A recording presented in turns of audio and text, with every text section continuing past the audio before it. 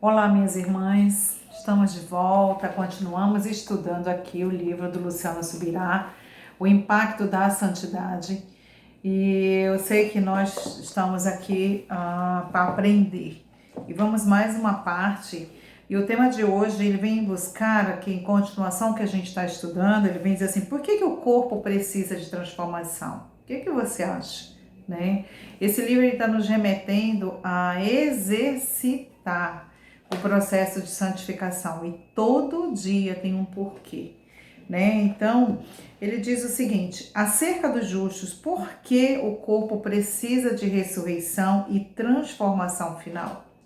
O Novo Testamento ele explica, a gente pode ver lá isso em 1 Coríntios 15, 50 até os 53, vamos lá? Isto afirma, irmãos, que a carne e o sangue não podem herdar o reino de Deus, nem a corrupção herdar a incorrupção. Eis que vos digo um mistério: nem todos dormiremos, mas transformados seremos todos. Num momento, num abrir e fechar de olhos, ao ressoar da última trombeta. A trombeta soará, os mortos ressuscitarão incorruptíveis e nós seremos transformados, porque é necessário que este corpo corruptível se revista da incorruptibilidade e que o corpo mortal se revista da imortalidade. A obra da santificação final, também chamada de glorificação, será o revestimento da incorruptibilidade em um corpo que possui a atual condição de corruptibilidade. Isto pode ser entendido quando as Escrituras classificam a nossa carne como pecaminosa. Todos nós, sem exceção, todos nós. Então, aqui em Romanos 8:3, ele ainda faz o seguinte para que a gente possa meditar. Portanto, o que fora impossível à lei, no que estava enferma pela carne, isto fez Deus enviando o seu próprio Filho em semelhança de carne pecaminosa, e no tocante ao pecado, e com efeito condenou Deus na carne o pecado. Viu? Precisou vir um justo, virar na forma de pecado para que Deus fosse destruir aquele pecado que entrou no reino.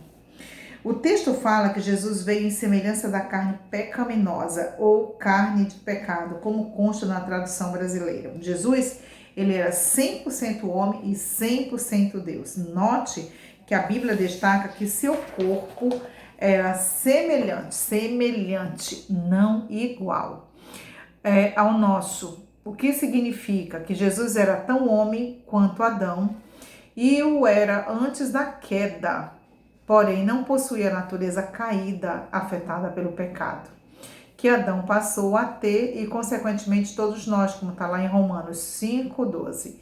Portanto, é evidente que a Bíblia fala da carne pecaminosa e está destacando a nossa condição, não a de Cristo.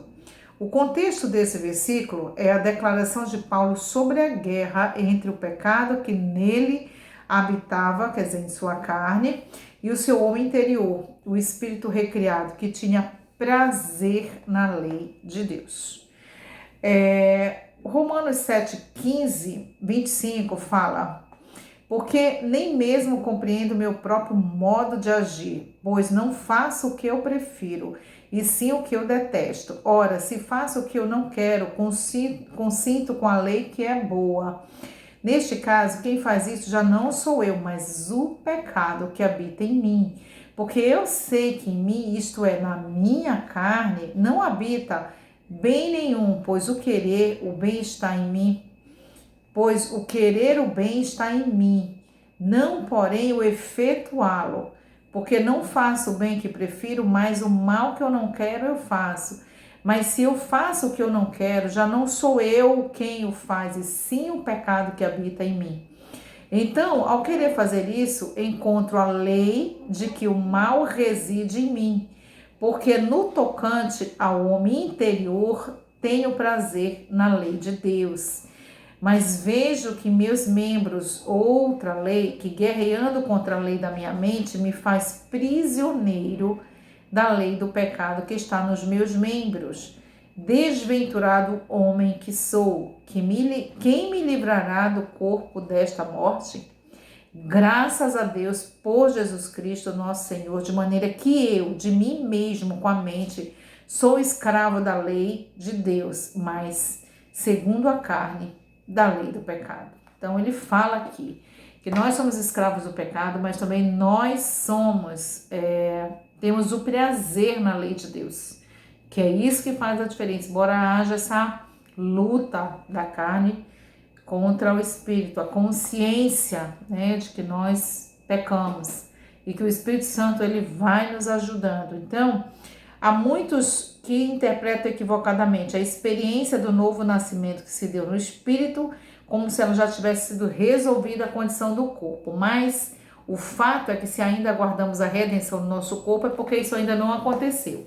Então a gente tem que deixar muito claro que a gente está numa jornada, mas que a gente mesmo não se maltrate tanto, porque Deus e o Espírito Santo eles estão nos ajudando. Portanto, a lei de Deus tem toda uma orientação a partir da cruz onde Jesus venceu o pecado. Então Jesus explicou a Nicodemos, né, que nos detalhes daquela conversa reveladora que eles tiveram, né, e onde ele diz: em verdade te digo que se alguém não nascer de novo, não pode ver o reino de Deus. Né? Então, o que é nascido da carne é carne, o que é nascido do espírito é espírito. Não te admires que eu te diga, importa-vos nascer de novo. Aqui ele fala o seguinte: com tal, Jesus descartou a ideia equivocada de Nicodemos sobre nascer de novo na carne. Cristo estava, em outras palavras, dizendo: você continuará com o mesmo corpo. A regeneração se dá agora no nível espiritual. Esta é uma chave no entendimento do processo santificador em nossas vidas. Tanto o espírito quanto o corpo carregam o legado do pecado original. Por Adão, o pecado foi passado a toda a humanidade, enquanto que por meio do pecado a morte. Agora, que o novo nascimento faz, o que ele faz? É trazer a vida de Deus ao espírito, ao nosso espírito. Até então mortos pelo pecado, mas não transforma a carne. Ele continua corruptível. A carne que continua corruptível, mas o espírito está pronto, ele vai sendo renovado. Ainda é o corpo do pecado. Isso só será definitivamente mudado aonde? A gente já sabe, na glorificação. Como é que a gente tem que fazer, então, nas condições do pecado? A carne não se converte, ela tem que ir para a cruz. A carne não se converte. A gente tem consciência do nosso pecado, então aproveitar o nosso momento de reflexão e levar a nossa carne à cruz. Nessa santificação progressiva, nossa responsabilidade é subjugar e refrear a carne, andando em domínio próprio, mas na santificação final, a lei do pecado em nossa carne será definitivamente erradicada. Aleluias. Então, no próximo, nós vamos analisar já o próximo vídeo sobre a vitória sobre a morte e como será de fato o nosso corpo transformado. O que a Bíblia fala sobre isso? Então, vamos ficar com isso até aqui nesse vídeo, vamos meditar, pedir ao Senhor que Ele nos dê discernimento para que a gente possa levar a nossa carne à cruz, levar à cruz, subjugá-la em todos os momentos em que a gente for realmente surpreendido, né, pelo pecado. E em nome de Jesus, a gente vencer cada etapa, porque o Espírito Santo nos permite, nos conduz e nos lava através da sua palavra para todos os dias a nossa melhora. Em nome de Jesus, fiquemos até aqui. A paz, Senhor.